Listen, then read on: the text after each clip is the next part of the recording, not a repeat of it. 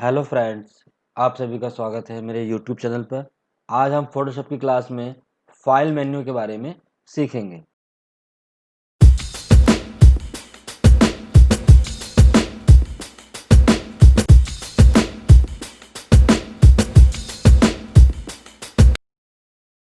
File menu क्या है?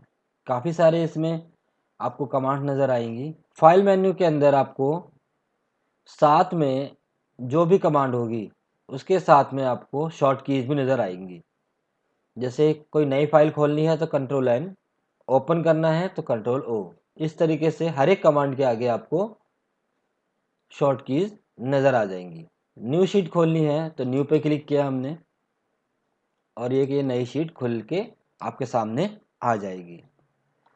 Size आपके ऊपर डिपेंड करता है, आप कितना साइज़ लेना चाहते हैं, पिक्सल्स में या इंचेस में।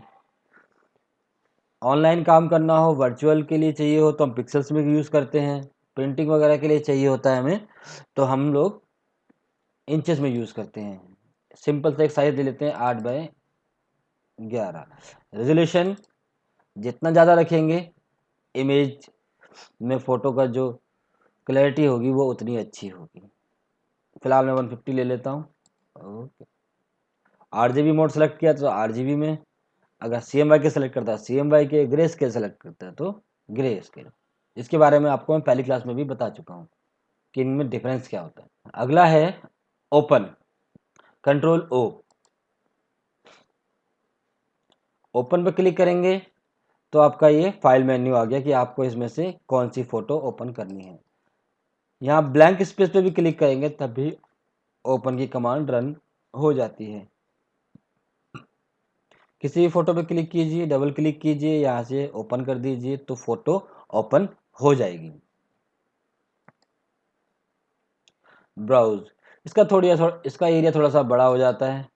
यूज आपका ओपन के रूप में ही किया जाता है। इसमें आप फोल्डर में क्या क्या चीज़ है वो एक साथ विजिट कर सकते हैं। जैसे फोल्डर में देखिए, फोल्डर में ये है आपका, ये सारा आ गया आपका। रिकॉर्डिंग्स, जस्ट चेक, ये एक फोल्डर में कितनी फ़ोटोज़ हैं वो आपको क्लियरली विजिबल हो जाती हैं। आपको क्या चाहिए इसके अंदर से वो आप देख सकते हैं।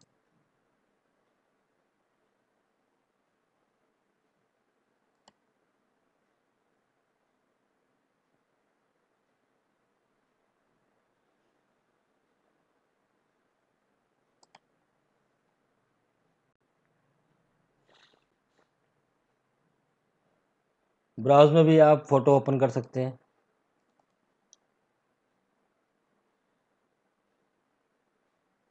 डबल क्लिक कीजिए और ये फ़ोटो आपकी ओपन हो जाएगी। ओके, तो ओपन और ब्राउज़ नॉर्मली ऐसे ही यूज़ होता है। ओपन एज, पर्टिकुलर नाम डाल के आप किसी फ़ोटो को ओपन करना चाहते हैं तो ओपन एज यूज़ कीजिए। इसमें फ़ोटो का नाम डालिए और ओपन कर लीजिए। यहाँ फ़ोटो का नाम डालिए और यहाँ से ओपन कर लीजिए, फ़ोटो ओपन हो जाएगी। नेक्स्ट है ओपन एज स्मार्ट ऑब्जेक्ट। इसमें क्या है, जो फोटो आप ओपन करेंगे, जो सेव मोड में फोटो थी आपकी, एक तो इस फोटो को आप कुछ चेंज नहीं कर सकते इस लेयर के ऊपर। एटलीस्ट ये देखिए, पूरी फोटो मूव करेगी लेकिन इस फोटो को आप बिगाड़ नहीं सकते।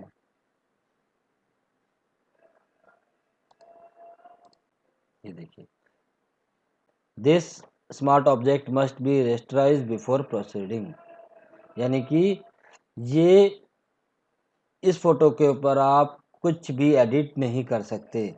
आप इस स्मार्ट ऑब्जेक्ट पर कुछ भी काम नहीं कर सकते। हाँ, कॉपी करके कर सकते हैं आप। कंट्रोल सी, एक नई ब्लैंक लेयर लेता हूँ और उस पर कंट्रोल वी करता हूँ। ये देखिए, ठीक है। और आप चाहते हैं कि इसकी एक कॉपी बन जाए और बिना एडिट वाली, आप स्मार्ट ऑब्जेक्ट पे क्लिक कर दीजिए और ये क्या करेगा, आपको दूसरी सेम कॉपी ला के दे देगा। ये देखिए, इस पे आप काम कर सकते हैं कुछ भी। तो ये होता है हमारा स्मार्ट ऑब्जेक्ट, यानी कि स्मार्ट ऑब्जेक्ट आपको होने वाले बदलावों से सुरक्षित रखता है फ़ोटो को। अगर आपको काम करना हो तो स्मार्ट ऑब्जेक्ट पर क्लिक करके लेयर पर एक नई इमेज बन जाएगी, आप उस पर काम कर सकते हैं। आगे बढ़ते हैं। ओपन रिसेंट, अभी तक आपने जितनी फाइलें खोली हैं, लास्ट 10 फाइल्स, उन सब के नाम यहाँ पर दिखाई दे जाएंगे। किसी भी फोटो पे क्लिक कीजिए, वो आपकी फाइल ओपन हो जाएगी। क्लोज, क्लोज क्या करता है आपको, ये किसी भी फोटो को बंद कर देता है। जो इसके ऊपर डिवाइस सेंट्रल था, डिवाइस सेंट्रल एक सॉफ्टवेयर है जिसको लॉन्च करना पड़ता है, इंस्टॉल करना पड़ेगा आपको, तो ये वर्क करेगा। क्लोज में फोटो ओपन हो जाती है, क्लोज ऑल करेंगे तो सारी फोटो, जैसे दो है यहाँ पे, दोनों बंद हो जाएगी। ठीक है, कुछ खोल लेता हूँ दोबारा से।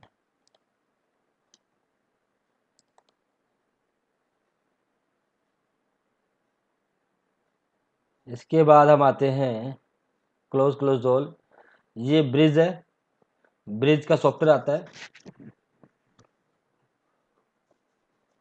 उसमें ये आपको ले जाएगा।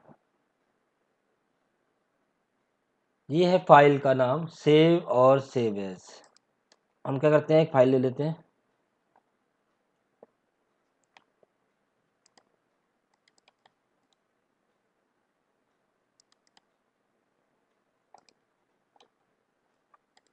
अब ये मेरी बिल्कुल नई फाइल है। अगर मैं चाहता हूँ इस फाइल का नाम सेव करना,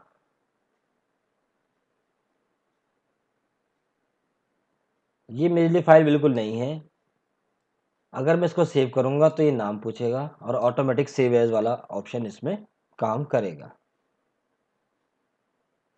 सेव एज मतलब अगर आपको फाइल का नाम देना है तो सेव एज, और फाइल ऑलरेडी सेव है और उसमें आप चेंजेस कर रहे हैं तो सिंपली सेव का बटन दबाएंगे या कंट्रोल एस करेंगे। जैसे मैं सेव एज करूँगा तो ये फाइल का नाम पूछेगा, ये देखिए फाइल का नाम पूछ रहा है, और मैं सेव भी करूँगा तब भी ये फाइल का नाम पूछेगा। क्यों? क्योंकि ये फाइल अभी तक सेव एक बार भी नहीं की गई है। क्लियर है? सेव फाइल में कुछ चेंजेस करते हैं तो सेव का बटन यूज होता है, और कभी भी नई फाइल का नया नाम देना हो तो सेव एज का बटन यूज होता है।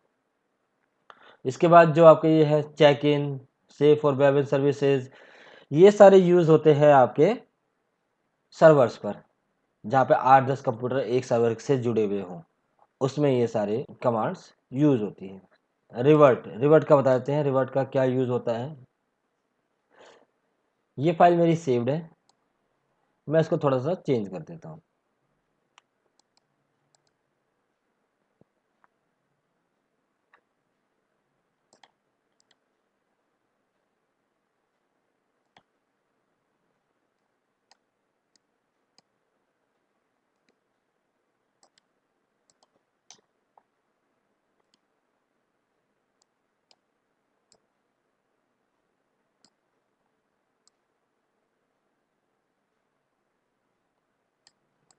ओके, ये आपकी फोटो पहले ऐसी थी और इसको मैंने ऐसे कन्वर्ट कर दिया, चेंज कर दिया, लेकिन मुझे ये फाइल वापस वैसे ही चाहिए जैसे मैंने इसको पहले सेव करके ओपन करी थी।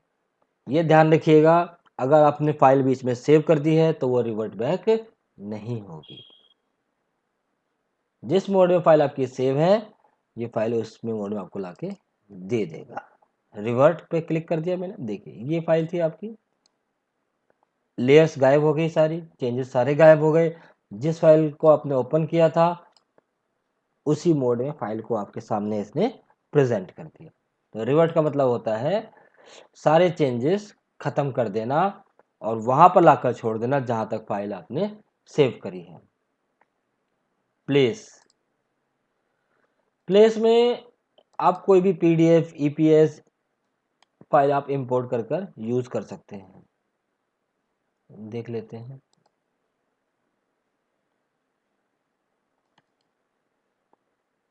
जैसे ये पीडीएफ फाइल है, एक मैंने इंपोर्ट करी, 4 पेजेस है इसमें, एक पेज ले लिया मैंने, जैसे मुझे एक पेज चाहिए। यहाँ पे ऑप्शन है, बाउंडिंग बॉक्स चाहिए, मीडिया बॉक्स चाहिए, क्रॉप बॉक्स चाहिए। बाउंडिंग बॉक्स ले लेते हैं। ये देखिए बाउंडिंग बॉक्स आ गया। ये एक पेज आपका फाइल के अंदर इंपोर्ट हो गया है। वर्क करेंगे, प्लेस कीजिए, ये आपका पूरा पेज आपकी शीट में आ गया है। तो ये होता है हमारा प्लेस का काम। आगे चलते हैं। Video frames two layers. अगर आपको किसी वीडियो से फ्रेम्स इंपोर्ट करने हैं तो वो भी आप कर सकते हैं, लेकिन इस बात का ध्यान रखेंगे कि वीडियो फॉर्मेट आपका एमओवी हो, एवीआई हो, एमपीजी हो और एमपेग ही होना चाहिए। मैंने एक वीडियो रखी हुई है आपके लिए, इरेजर टूल ओपन करता हूँ। ये देखिए ये वीडियो है। अब ये आपको बताएगा आपको कितना एरिया चाहिए। इस मूव टूल से आप इसको फाइल को मूव कर सकते हैं कहीं पे भी, और जहाँ से आपको चाहिए शिफ्ट दबाइए और फिर इसको मूव कीजिए। ये देखिए ये सारा सेलेक्ट होता जा रहा है, लेकिन मुझे इतना नहीं लेना है, आपको दिखाने के लिए थोड़ा सा ले लेता हूँ बस। अब ये इतने फ्रेम्स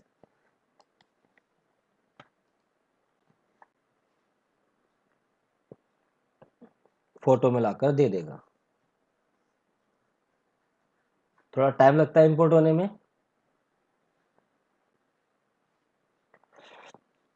ये देखिए इसने वीडियोस की फोटो में कन्वर्ट कर दिया है। कितनी लेयर्स बनाई है इसने, ये देख 500 लेयर्स इसने बनाई हैं। तो इसको इंपोर्ट करने में थोड़ा सा टाइम लग जाता है।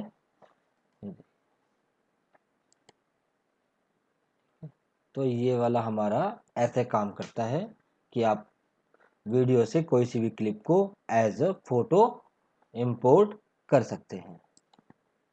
चलिए बंद कर देते हैं इसको।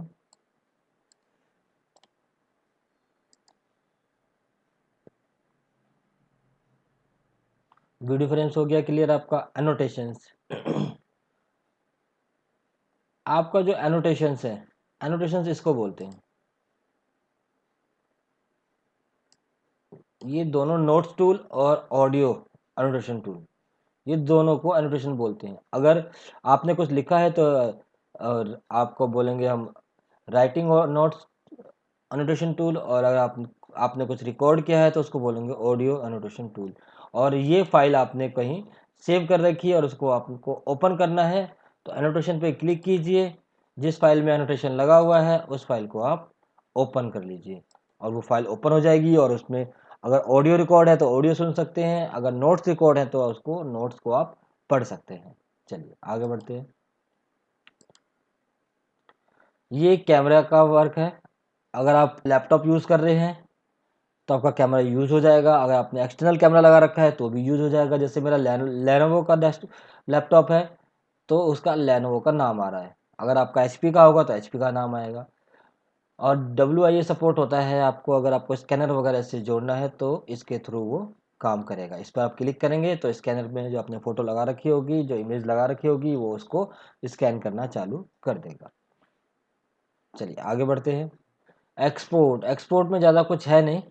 अगर आपको पाथ्स वगैरह एक्सपोर्ट करने हैं फ़ोटोशॉप के, जो हम पेन टूल वगैरह से पाथ वगैरह बनाते हैं, तो आप इलस्ट्रेटर के लिए यहाँ से उसको एक्सपोर्ट कर सकते हैं। ऑटोमैट, ऑटोमैट में बैच, बैच में आप चाहते हैं किसी एक फ़ोल्डर पे कोई एक्शन लगाना, जैसे विग्नेट का, वुड फ्रेम्स का, कास्ट शैडो का, तो कोई भी आप सेलेक्ट कीजिए, फ़ोल्डर सेलेक्ट कीजिए जिसमें फ़ोटोज़ हो।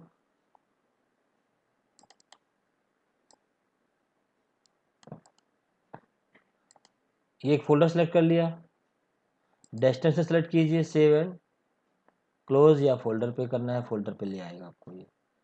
ठीक है, सेम फोल्डर पे कर दिया, सेव एंड क्लोज, ओके। और यहाँ से आप इसको ओके कर दीजिए तो ये वाटर रिफ्लेक्शन इफेक्ट उन सारी फोटोज़ के ऊपर ऑटोमेटिक आ जाएगा। ठीक है, चलिए आगे बढ़ते हैं। ऑटोमेट में पीडीएफ प्रेजेंटेशन 8-10 फोटो लेके आप एक पीडीएफ को बना सकते हैं। ओपन कीजिए, ये 3 फोटोज आ गई, इन सबको आप एक साथ एक पीडीएफ में कन्वर्ट कर सकते हैं। चलिए कैंसिल करते हैं, आगे बढ़ते हैं। ऑटोमेट में कॉन्टेक्ट शीट, ये तो क्रॉप एंड स्ट्रेट फोटोज है। ओके, इसको बंद कर देते हैं स्मार्ट ऑब्जेक्ट को। चलिए, ऑटोमेट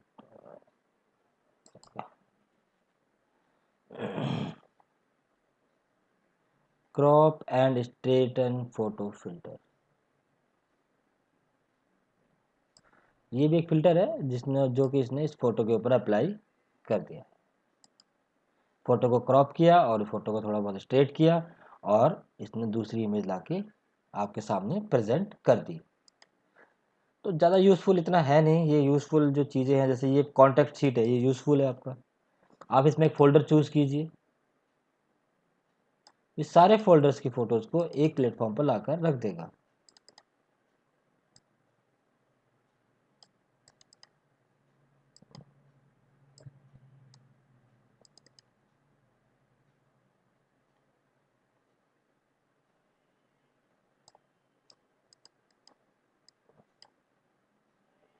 और ये ओके कीजिए।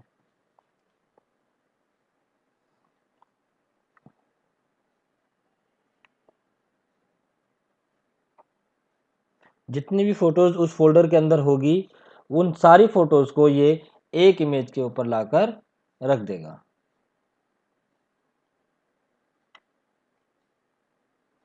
ये देखिए, सारी फोटोज इसने एक शीट के ऊपर ला दी, इसको हम कहते हैं कॉन्टैक्ट शीट। चलिए आगे बढ़ते हैं। पिक्चर पैकेज, पिक्चर पैकेज जैसे ये फोटो थी पीछे वाली, अब ये इस फोटो को आप कितनी कॉपीज प्रिंट करना चाहते हैं यहाँ से आप चेंज कर दीजिए। नो, नो, ये आपकी पासपोर्ट साइज फोटो बनानी हो उसमें भी यूज़फुल होती है। फोटोग्राफर्स इसी टूल का यूज़ करते हैं फोटो को पासपोर्ट में कन्वर्ट करने के लिए। ओके जी, क्लियर है आपका ये। चलिए आगे बढ़ते हैं।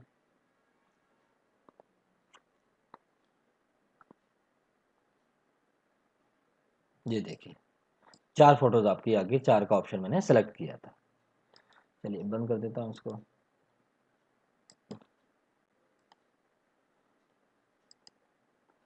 ऑटोमेट में अगला ऑप्शन है वेब फोटो गैलरी। इसके अंदर आप किसी फोल्डर को web as a web photo gallery present कर सकते हैं। कोई फोल्डर आपको चूज करना पड़ेगा।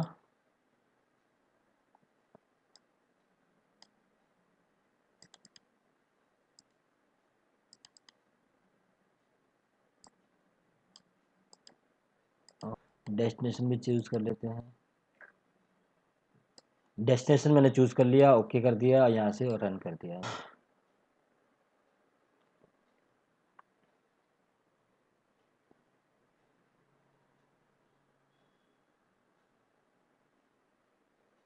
ये देखिए, ये आपकी वेब फोटो गैलरी बन गई है। आप किसी भी फोटो पे क्लिक कीजिए, वो आपकी फोटो आ जाएगी।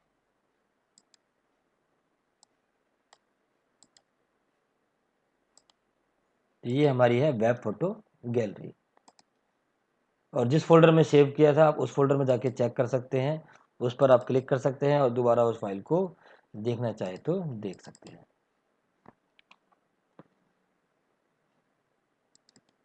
इंडेक्स नाम का पेज होगा, ये रहा इंडेक्स का, इस पर क्लिक कीजिए।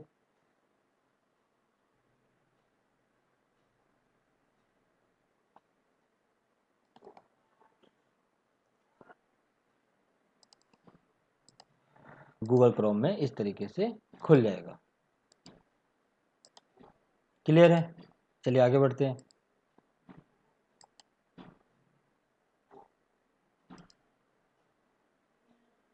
Picture package, web photo gallery, conditional mode change.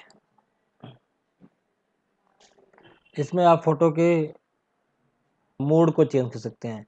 अभी ये आरजीबी मोड में है, अगर आपको CMYK में चाहिए, ग्रे स्केल में चाहिए, इंडेक्स में चाहिए, लैब कलर में चाहिए तो यहाँ से आप चेंज कर सकते हैं। जैसे मैंने इसको CMYK कर दिया तो ये फोटो जो आरजीबी में थी ये CMYK में कन्वर्ट हो जाएगी।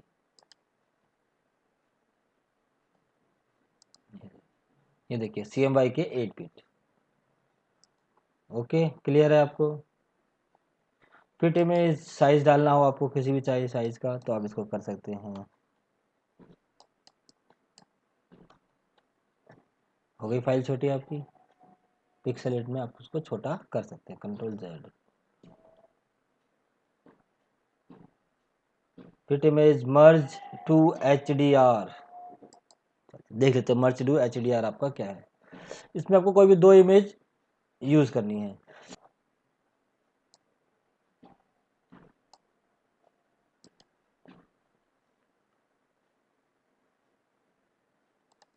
और दोनों इमेज आपकी ऑलमोस्ट एक जैसे होनी चाहिए। इसमें दो इमेज ले लेता हूँ। ओके ओके,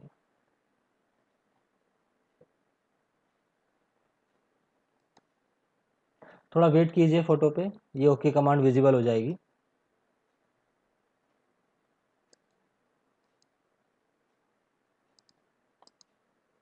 ये देखिए ओके कमांड अब विजिबल हो गई, क्लिक कीजिए, ये आपका इफेक्ट आ गया। इस इफेक्ट में सबसे बड़ी खास बात जो है, ये दो फोटो को आपस में मर्ज कर देता है, लेकिन दोनों फोटो का जो साइज है वो ऑलमोस्ट सेम होना चाहिए, तभी यह फिल्टर काम करता है। जो चेंजेस करने आप यहाँ से कर सकते हैं। क्लियर है? चलिए ओके करेंगे तो ये इमेज आपकी बनकर आ जाएगी। आगे बढ़ते हैं। फोटो मर्ज, ये दो फोटो को आपको जोड़ देता है, लेकिन दोनों फोटो की आइडेंटिटी बनी रहती है। जैसे मैं यहाँ से कोई तरीके स्टाइल ले लेता हूँ, ऑटो ले लिया जैसे आपने, कोई भी इफेक्ट, इंटरेक्टिव लेआउट, डिस्पोजिशन, ये सारे इफेक्ट आप किस तरीके से आपको उसको जोड़ना चाहते हैं। दो फोटो ले लेता हूँ मैं, एक ये और एक ये। ओके, ये दो फोटो आ गई। ओके,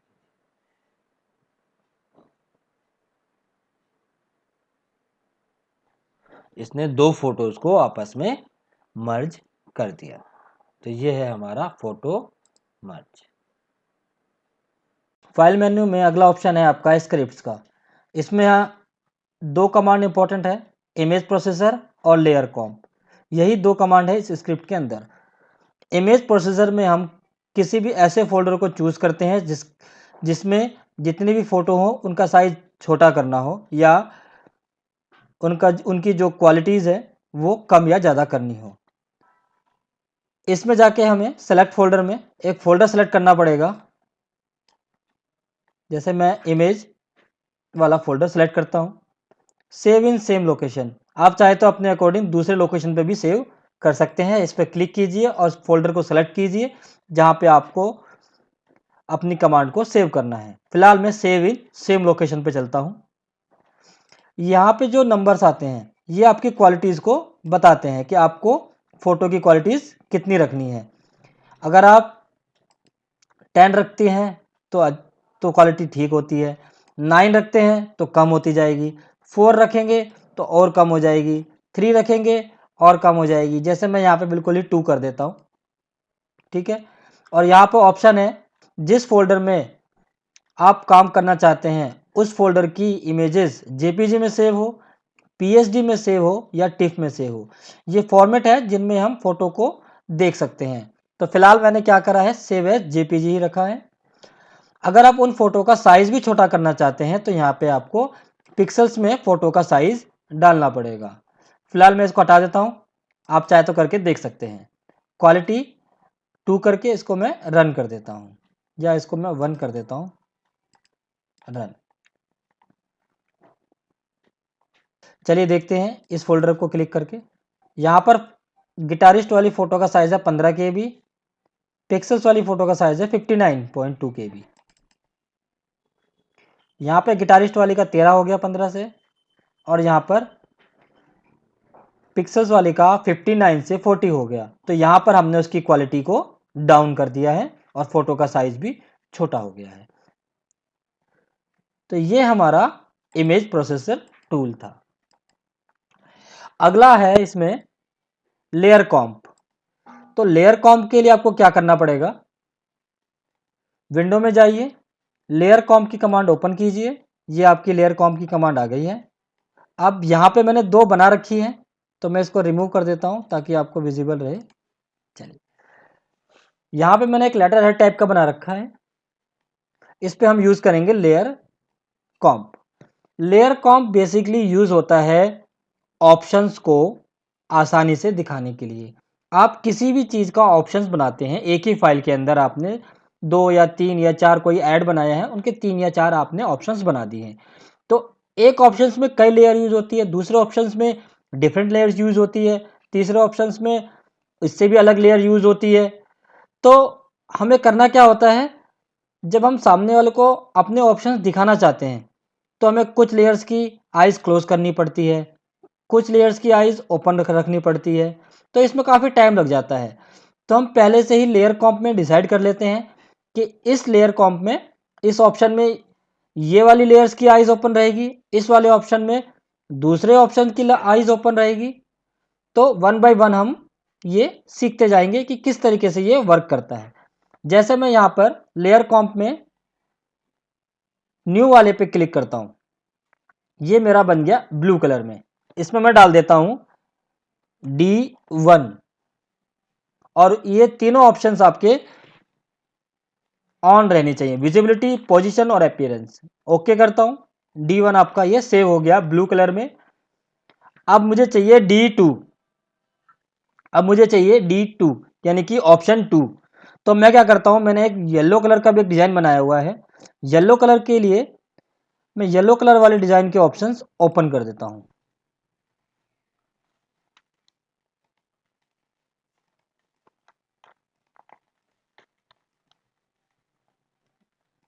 ये देखिए, मैंने इसमें वो लेयर ओपन कर दी जो कि मेरा येलो कलर वाला डिज़ाइन विजिबल कर रहा था। अब मैं इसको क्या करूंगा, दूसरा लेयर कॉम्प का नाम दे देता हूँ D2। ओके, अब हम देखते हैं डिज़ाइन। D1 पे क्लिक करेंगे तो ब्लू डिज़ाइन क्लियर हो रहा है, D2 पे क्लिक करेंगे तो येलो वाला डिज़ाइन विजिबल हो रहा है। मेरी लेयर्स वही हैं, कुछ डिलीट नहीं हुई है। सिंपल सा फर्क यही है कि D2 में येलो वाली लेयर्स ओपन हो रही है और D1 में ब्लू वाली लेयर्स ओपन हो रही है। तो ये किसी भी डिज़ाइन को किसी को अगर आप दिखाना चाहते हैं तो ये बहुत ही आसान तरीका है और बहुत ही इफेक्टिव तरीका है लेयर कॉम्प। मेरे ख्याल से आपको समझ में आ चुका है। तो आगे बढ़ते हैं। इसमें मेन यही 2 कमांड थी। अगर आप इन ऑप्शंस को लेयर में कंप्लीट करना, फाइल्स में कन्वर्ट करना चाहते हैं तो फाइल्स में कर सकते हैं, पीडीएफ में करना चाहते हैं तो पीडीएफ में, लेयर्स को एक्सपोर्ट फाइल में करना चाहते हैं तो इसमें भी कर सकते हैं। इसके आगे है आपका फाइल इन्फो। फाइल इन्फो, अगर आपने कोई इमेज बनाई है, कोई डिज़ाइन क्रिएट करा है, उसमें आप कॉपीराइट का ऑप्शन डालना चाहते हैं तो कॉपीराइट का नोटिस डालना चाहते हैं तो नोटिस डाल सकते हैं, यूआरएल डाल सकते हैं, उसकी डिटेल्स डाल सकते हैं। तो ये सारा इमेज से रिलेटेड वर्क आप इसके अंदर डाल सकते हैं। अगर आपने कोई इमेज बनाई है और उसको आप रॉयल्टी में डालना चाहते हैं तो आपको ये सारा डाटा भरना पड़ेगा और ओके कर दीजिएगा, तो वो इमेज आपकी सारी डिटेल के साथ सेव हो जाएगी। अगला ऑप्शन है पेज सेटअप। पेज सेटअप हम इसलिए करते हैं ताकि हमें प्रिंटिंग में दिक्कत ना हो। पेज सेटअप के अंदर कई तरीके के पेजेस आते हैं, जैसे A4, A3, A5। इनके साइजेस अलग अलग होते हैं। जो प्रिंटर का ड्राइवर आपके लैपटॉप में या आपके कंप्यूटर में सेव होगा और वो प्रिंटर जितने पेजेस पे प्रिंट निकाल सकता है, जितने साइजेस के पेजेस पे प्रिंट निकाल सकता है, वो साइजेस आपके यहाँ पर विजिबल होंगे। जैसे मेरा प्रिंटर है तो लेटर और A4 ही निकाल सकता है, तो A4 और लेटर के ही साइजेस विजिबल होंगे। अगर आपका प्रिंटर A3 निकाल सकता है तो A3 आपका यहाँ पर विजिबल हो जाएगा। अब डिज़ाइन आपका पोर्ट्रेट है तो ऐसा आएगा, लैंडस्केप है तो ऐसा आएगा। मार्जिन छोड़ना चाहते हैं साइड से आधा आधा इंची का, तो यहाँ से आप मार्जिन छोड़ दीजिए, तो आपको यहाँ से जब प्रिंटिंग करेंगे तो आधा आधा इंच आपका डिज़ाइन छूट कर आएगा और यहाँ से ओके कीजिए और वो आपका हो जाएगा। इसके बाद आपका है प्रिंट। प्रिंट की कमांड दबाइए। साइज छोटा करना हो, मेंटेन करना हो, आप यहाँ से कर सकते हैं। स्केलिंग कम करनी हो 50% हो जाएगी, 30%, 20% जितना करना चाहते हैं वो आपका डिज़ाइन छोटा हो जाएगा। और यहाँ से जितनी कॉपीज़ निकालना चाहते हैं यहाँ पे कॉपीज़ का नंबर डालिए और ओके कीजिए। 2 कॉपी चाहिए 2 डालिए और आप ओके कर दीजिए तो आपका प्रिंट निकल जाएगा। इसके बाद जो आखिरी ऑप्शन है एग्जिट का, कंट्रोल क्यू कीजिए और उसके बाद आपका फोटोशॉप बंद हो जाएगा। तो यहाँ पर हम फाइल मेन्यू कंप्लीट कर चुके हैं। तो आज की क्लास हम यहाँ पर ख़त्म करते हैं। अगर आपको मेरी वीडियो पसंद आई हो तो लाइक कीजिए और सब्सक्राइब कीजिए। Thank you.